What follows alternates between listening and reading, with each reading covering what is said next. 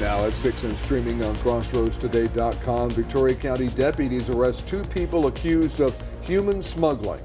Plus, the Texas Education Agency is reviewing complaints and charges against an Edna educator accused of online solicitation of a minor. And Shawna PD warns businesses about counterfeit bills. We're taking a look at the big picture because Texas is in the quiet part. Big storms coming out of the northwest, winter storms, and then we've got a tropical system still on the east coast. Where are we going? We'll have all that coming up in a moment. Another big Week 4 matchup between Shiner and Industrial this week. That's coming up in sports. You're watching 25 News now at 6. Good evening and thank you for joining us. I'm Brubaker. And I'm Shawna Currie. A body found in Wharton County is believed to be that of a missing woman from Louise. The Wharton County Sheriff's Office received a phone call from a farmer who found the body in the area of FM 1160 and FM 1300. The area has grass and vegetation approximately 3 feet tall. Authorities believe it is the body of Shaylin McLean of Louise. McLean was reported missing in August, last seen around 10:40 on the morning of August 16th, walking towards Louise on FM 1160. Authorities are waiting on autopsy results to determine a cause of death. However, they say area residents are not in any danger. 2 people are in the Victoria County Jail charged with human smuggling. Deputies arrested 49-year-old Diego Arizmendez and 52-year-old Belinda Rangel. They're both from FAR. Both are held with no bond. Victoria County deputies arrested a 36-year-old woman Monday. Amy Garcia. Victoria faces 8 charges, including aggravated assault with a deadly weapon. She's in the Victoria County Jail in lieu of $53,350 bond. We have new information on a former educator in Edna ISD accused of online solicitation of a minor. The Texas Education Agency is now reviewing the complaint and charges against 28-year-old Logan Allen O'Connor. For now, he has an active teaching certificate for physical education, grades early childhood through 12th grade, but again, it is under review. O'Connor is charged also with improper relationship between educator and student and sexual performance of a child. O'Connor was a teacher at Edna Elementary and a coach for high school varsity sports. He's also a graduate of Edna High School and started working for the district in 2020. A statement from the school district states that O'Connor resigned from the district last night at a specially called board meeting.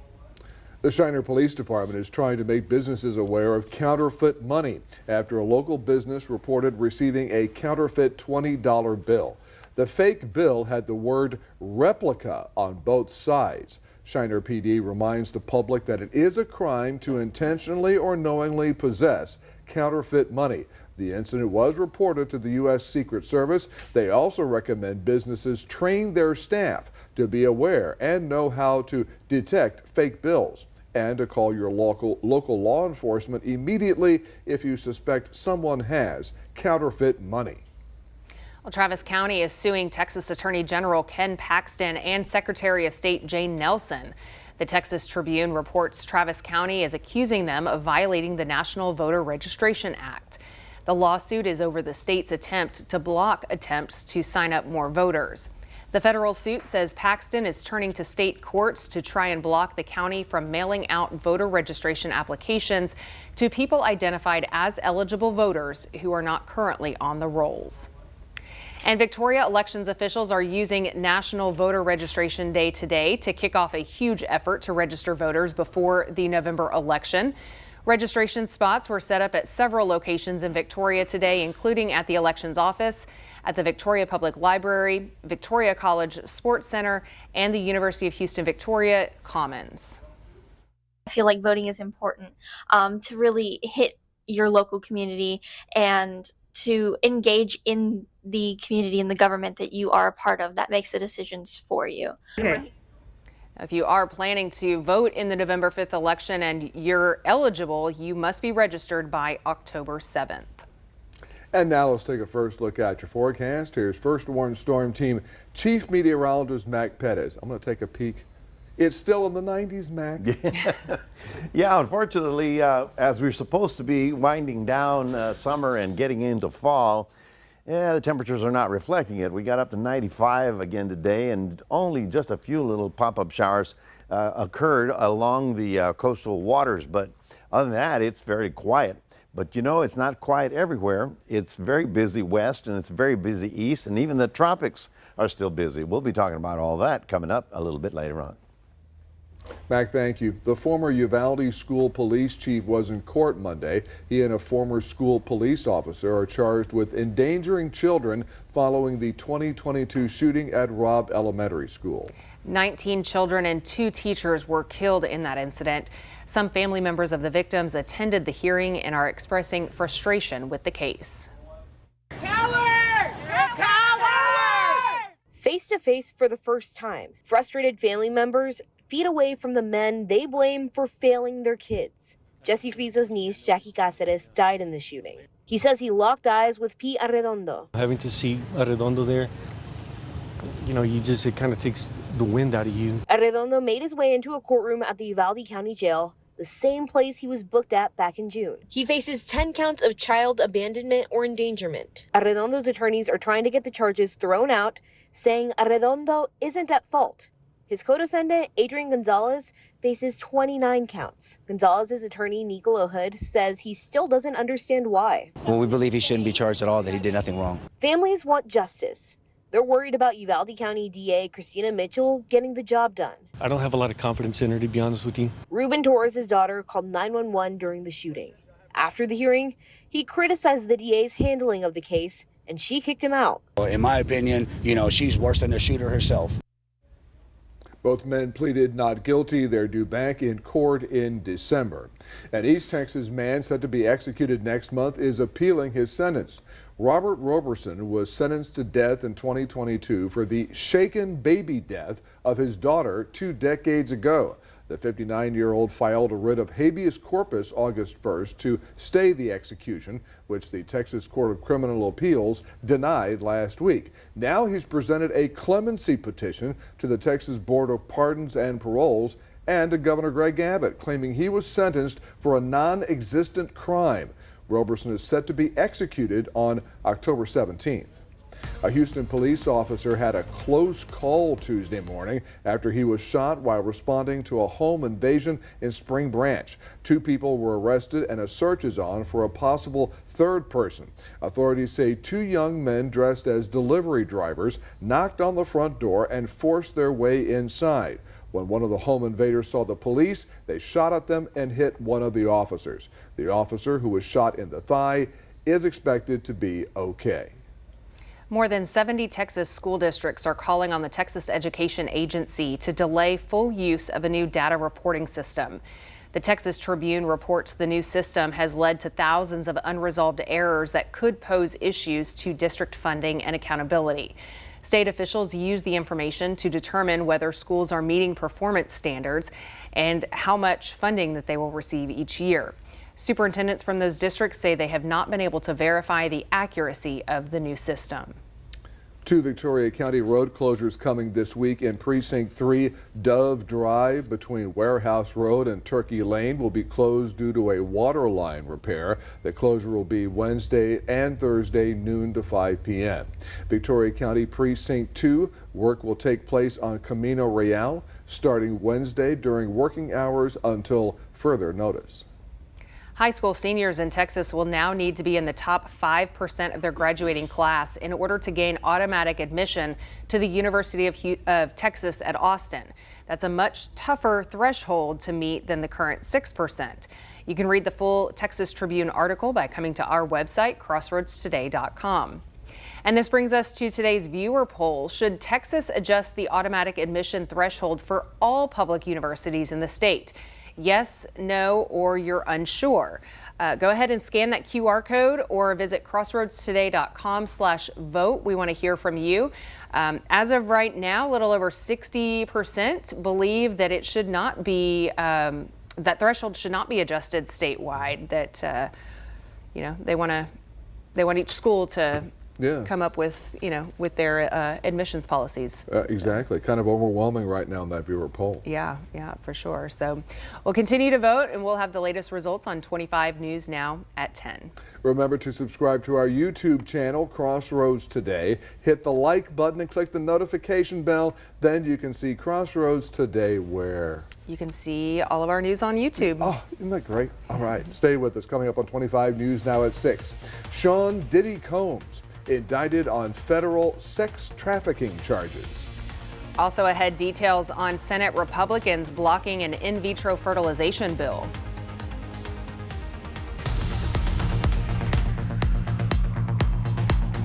Hi, I'm Detective Kelly Gibbs with the Victoria Police Department. Victoria Crime Stoppers is seeking information concerning an accident involving serious injury or death. On September 15, 2024, at approximately 1:30 a.m., officers responded to the 1000 block of U.S. Highway 59 North concerning an accident. The investigation revealed that a 62-year-old Hispanic male was riding a blue bicycle southbound in the northbound lanes when he was struck by a vehicle. The male victim did not survive his injuries. If you have any information about this accident, please call Victoria Crime Stoppers at 361-572-4200. You can also submit a tip by using the P3 Tip app on your Android or Apple device, or by visiting our website at www.crimestoppersvictoria.com. All tips are anonymous, and if you give information that leads to an arrest or charges being filed, you could earn a cash reward. With Victoria Crime Stoppers, I'm Detective Kelly Gibbs.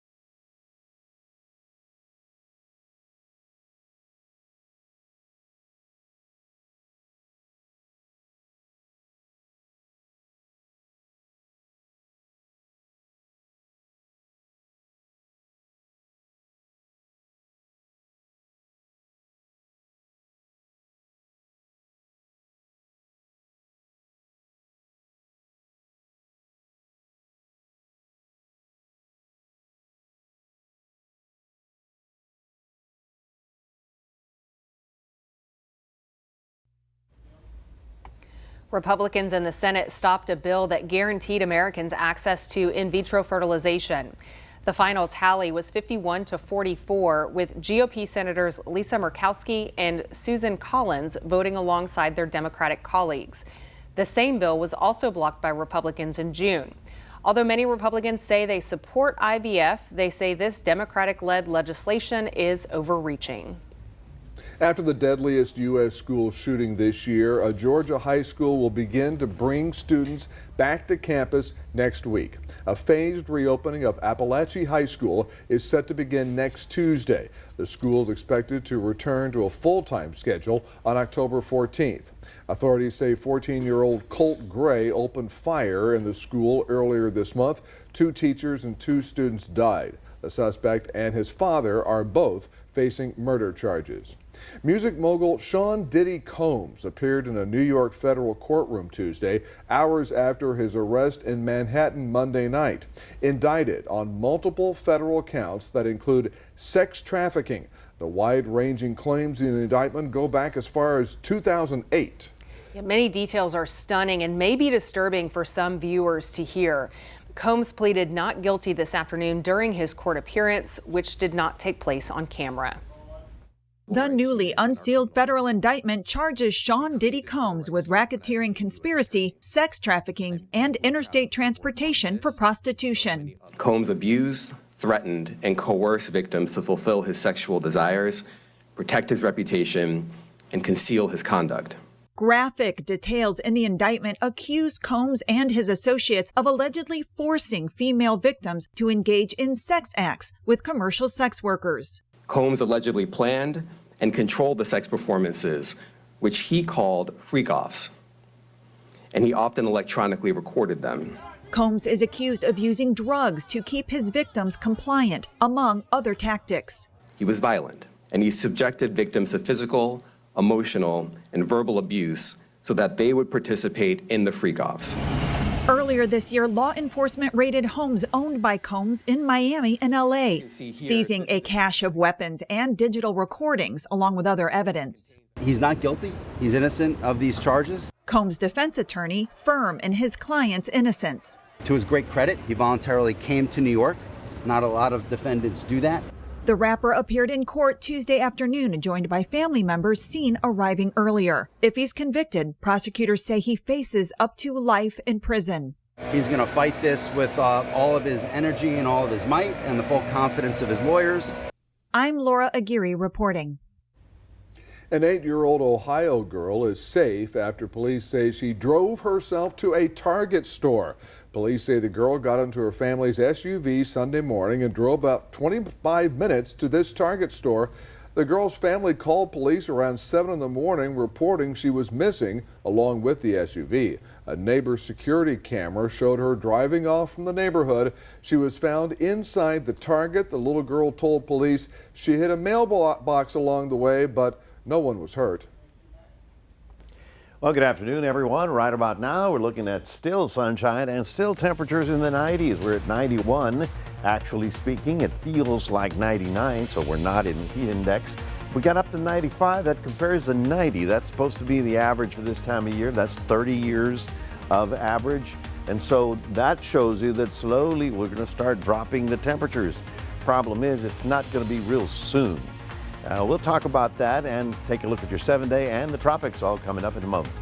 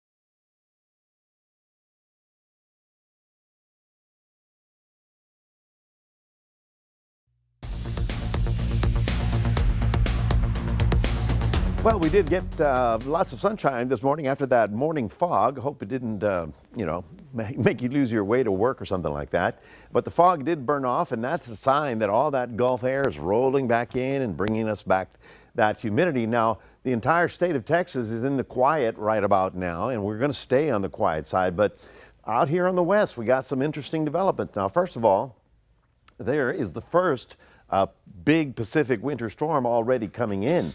In fact, by tonight, big thunderstorms are going to roll out of the mountains into the plains, and all this is a severe thunderstorm watch for the high plains. And out west, another Pacific storm coming in. That's a very good sign that the seasons are going to be changing soon, and that we've got enough energy to get the storms into the United States at this time, early September. Now on the East Coast, we have the remnants of what used to be a tropical system. It was Tropical Cyclone number 8. It's falling apart, but it is spreading all that rain northbound, and even though it's not a circulation, they're getting heavy rains throughout much of New Jersey and Pennsylvania, and then of course down south. Now this is interesting. This is a boiling cauldron of tropical activity, okay? You notice I put these arrows going that way. Well, there's the interesting part.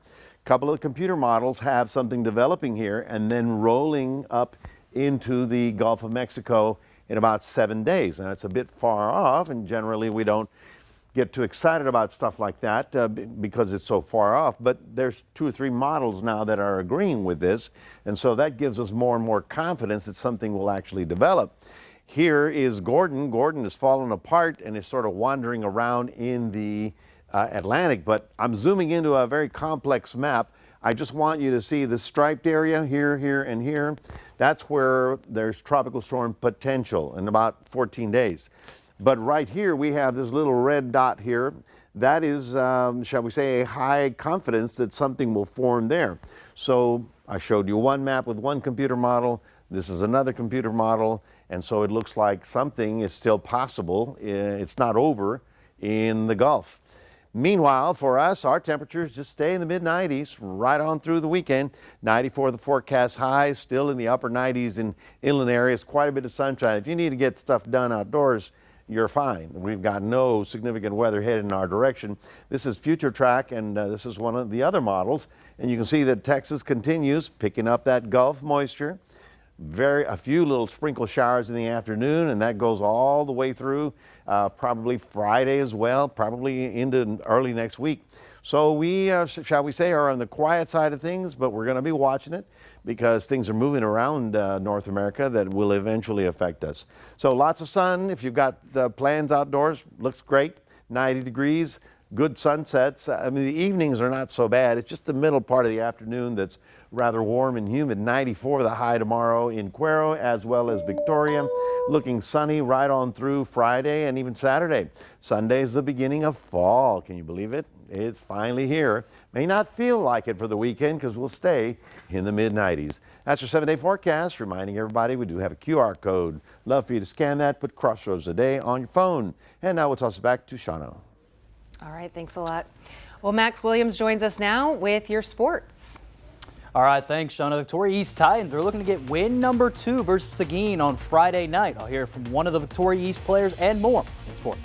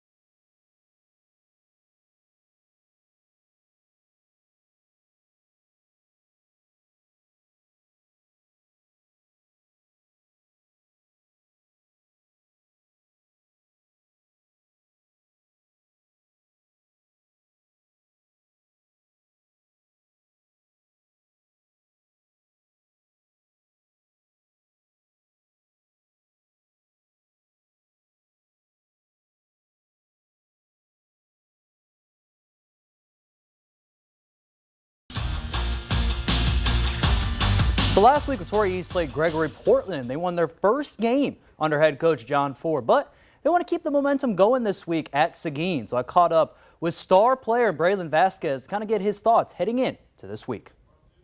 the team is I feel like we're more confident now that we got our first win. We're coming back off of a loss off of West, so that was a big win. At practice, now that we get to practice after school, not in the mornings no more, so I feel like it's a lot more focused now, and you just got to go out there and compete.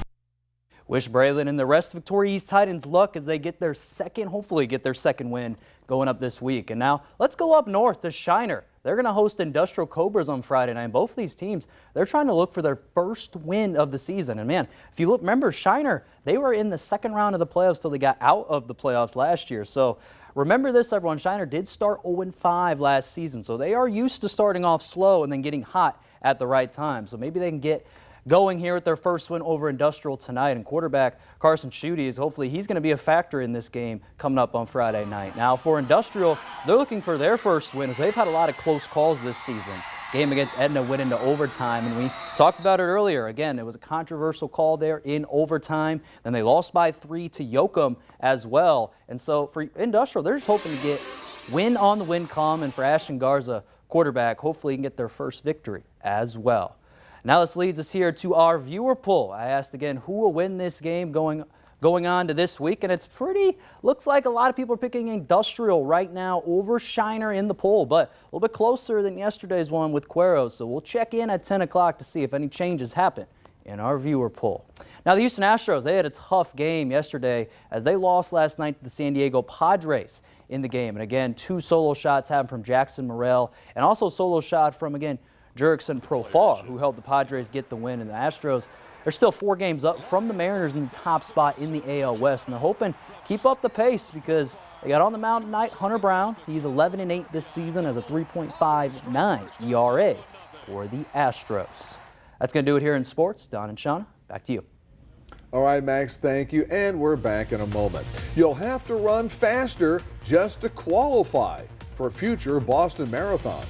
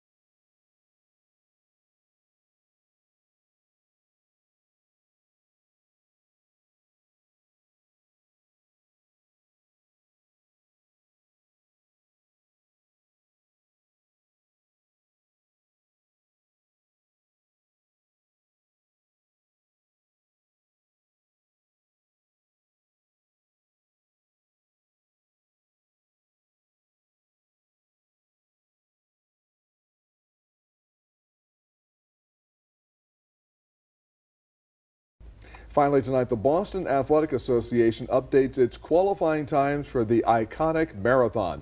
Anyone hoping to get to this famous finish line will have to pick up the pace. The BAA is asking most hopefuls to run a 26.2 qualifying course 5 minutes faster than in recent years. To qualify for the 2026 marathon, men will have to run a qualifying race in under 2 hours and 55 minutes.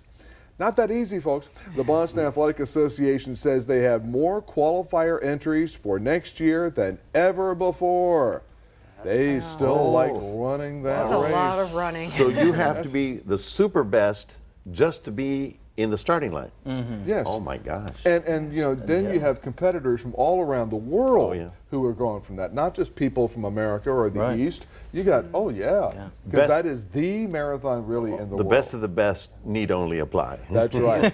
Where do we have to run to see the harvest moon tonight? Well, you need to run outside if you want to see the harvest moon. Yes, tonight is the harvest moon. Some of you kind of enjoy that kind of stuff. And there's also a partial lunar eclipse happening at the same time, so it might be an interesting if you're don't have any light pollution and if you get a good view out there. The clouds are not going to be a problem. They're all going to dissipate. We're looking for clear skies tonight, getting down to about 74, 75 tomorrow morning.